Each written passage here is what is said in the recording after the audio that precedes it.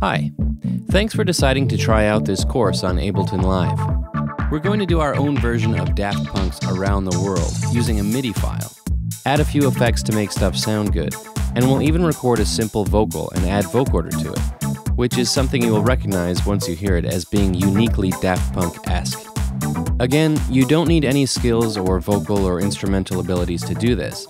All you need is your computer and a copy of Ableton Live. You can download a free 30-day trial of it at ableton.com, and even after that trial expires, you can still play around with it with the saving and exporting features disabled. Now, if you have Ableton Live 8, don't sweat it. All of these things I'm showing you are possible in that version too. Next time you get a chance, search any song you want to do a cover version of and stick MIDI in the Google search after the song title. You can download these typically tiny files and drag them into Ableton and start messing around with them.